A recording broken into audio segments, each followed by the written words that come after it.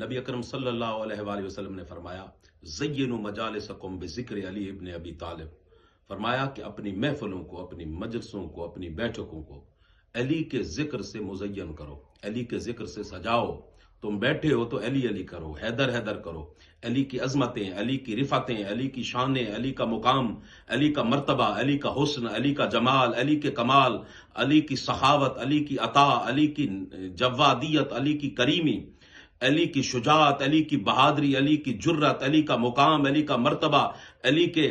چہرے کا حسن، علی کا جمال، علی کے بچوں کی شان، حسن و حسین کی عظمتیں علیہم السلام، علی کی باتیں تم کرتے جاؤ، اپنی محفلوں کو مزین کرتے جاؤ، آراستہ کرتے جاؤ۔ اب تمہیں اجر کیا ملے گا؟ ذکر و علی عبادہ۔ تم اس طرح بیٹھ کے جب علی علی کرو گے، علی کی باتیں اور عظمتیں بیان کرو گے، تو یہ جتنی باتیں تم کرو گے ذکر و علی عبادہ، اللہ رب العزت اسے تمہاری